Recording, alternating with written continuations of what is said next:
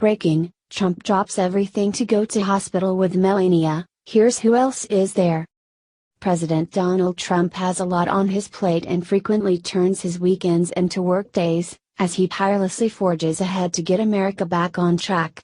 However, today, he dropped everything to go to the hospital with Melania, and now we know who else is there for an incredibly tragic reason.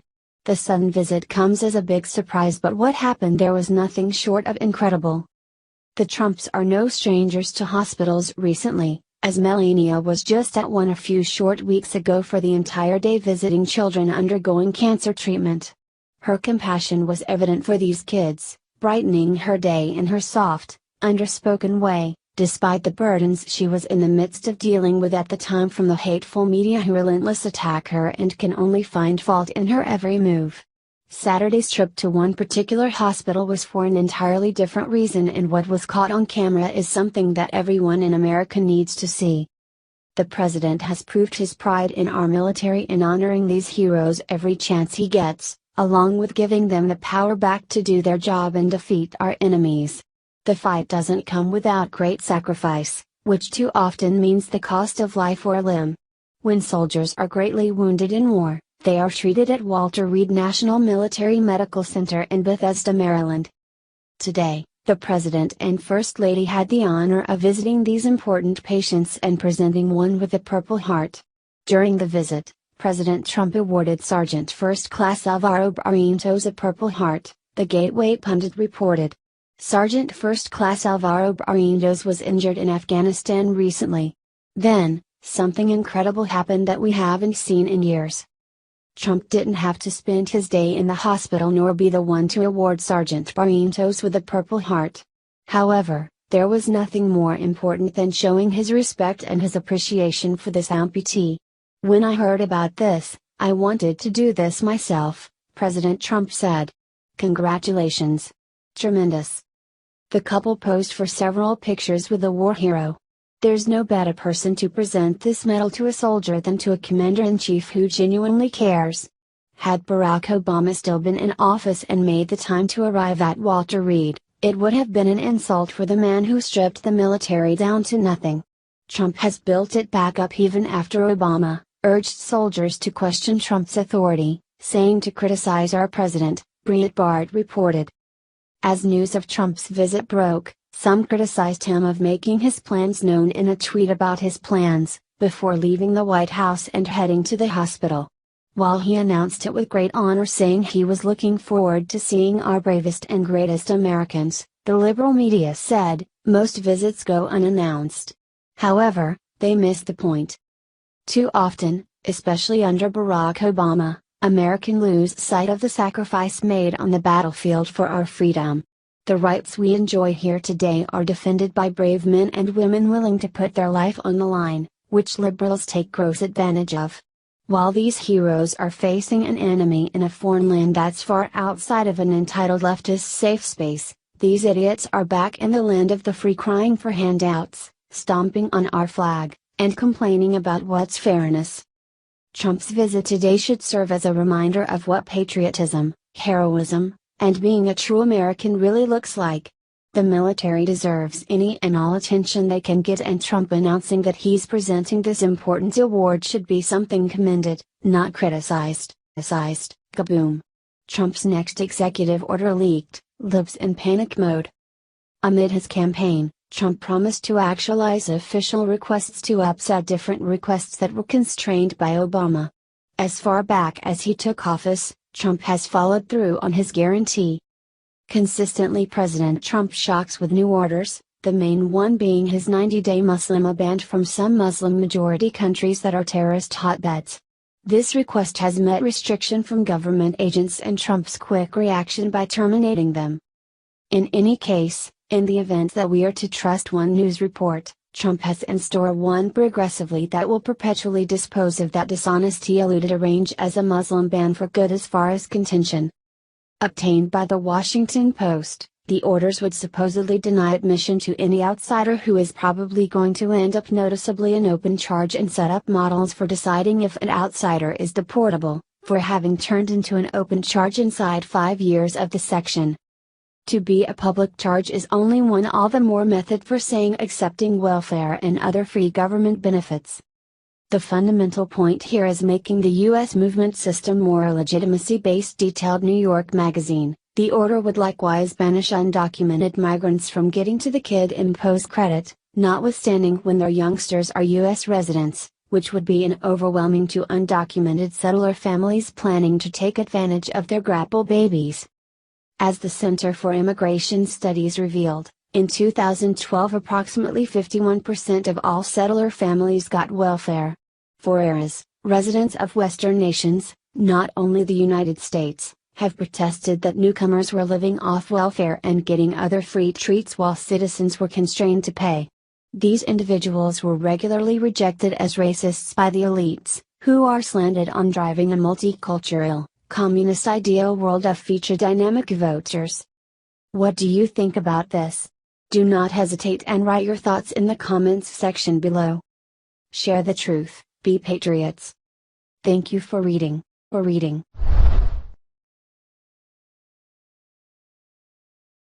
Trump's DOJ just sent the one letter to sanctuary cities they never wanted to open. On the campaign trail, President Donald Trump vowed to get tough on sanctuary cities, and ever since being sworn in, he has taken action to follow through on that promise.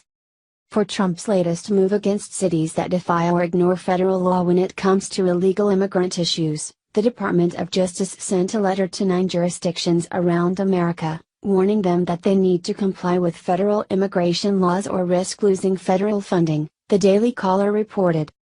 The letters were sent to New Orleans, Las Vegas, Chicago, New York City, Philadelphia, Miami, and Milwaukee. The state of California, and Cook County, Illinois also received letters. The letters remind the recipient jurisdictions that, as a condition for receiving certain financial year 2016 funding from the Department of Justice, each of these jurisdictions agreed to provide documentation and an opinion from legal counsel validating that they are in compliance with Section 1373, said a statement released by the Justice Department. It is unclear what, if any, effect these letters will have on the sanctuary cities. Many of the most prominent cities, like New York City, have refused to comply with the Trump administration's orders, and it seems doubtful this letter will change their mind. Miami, on the other hand, has already agreed to come into federal compliance. This isn't the first time these cities have been threatened, but it is the first threat that carries an actual cutoff date. The New York Times noted that the letters give the cities and other jurisdictions until June 30 to show they are in compliance with the laws, or they risk losing any 2016 federal grant money they haven't received yet. CNN noted that the letters also pointed out that crime in several of the cities that were sent letters has been increasing, something that the DOJ blamed on illegal immigration. It's nice to finally see an administration cracking down on cities that blatantly disobey the law. If these cities want to harbor illegals who are criminals, they are going to pay the price. Our tax dollars shouldn't be funding local administrations that are harboring fugitives, and thanks to the Trump administration, pretty soon we won't have to worry about funding these cities anymore. Share this on Facebook and Twitter and let us know what you think the Trump administration should do to sanctuary cities. What did you think of this letter? Scroll down to comment below. Breaking: Israel makes shock move against Syria.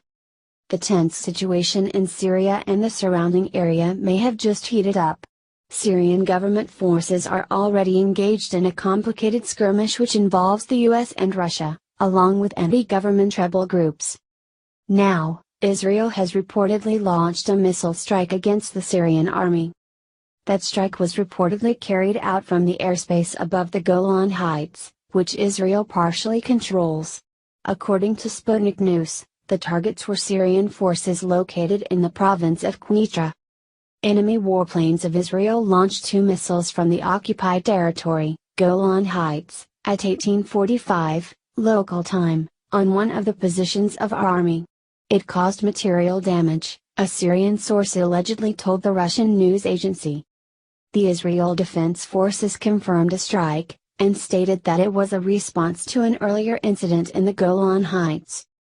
in response to the projectiles fired from Syria that hit the northern Golan Heights earlier this evening. The IDF targeted the launch sites, an IDF representative stated on Twitter. Moments ago, a projectile was launched from Syria and hit an open area in the northern Golan Heights. No injuries have been reported, the same IDF account reported hours before the Knitra strike. It is not known if that projectile was targeting Israeli troops specifically, or if a stray weapon such as a mortar shell had hit an Israeli-controlled area by mistake. A similar exchange between Syria and Israel occurred last year. In November, the IDF said a missile believed to be launched from Syria hit the Israeli-controlled northern Golan Heights without causing any casualties, Sputnik News stated about the previous incident. The IDF responded with retaliatory fire. The Golan Heights is a heavily disputed region which sits between Israel and Syria.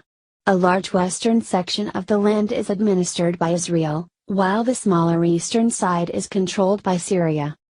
While the squabbling between the two countries over the disputed land is not new, Israel's strike could spark increased tensions in the troubled area. The situation could already be described as convoluted, with a handful of different forces, including the powerful American and Russian governments, each pushing for different goals. It's likely that Syria and its neighbors will be front-page news for the foreseeable future. HT, Gateway Pundit. If you're interested in this latest development, please share this story with your friends on Facebook. What do you think about this strike? Scroll down to comment below. And below, Tucker Carlson lands Caitlyn Jenner for first interview and show's new time slot.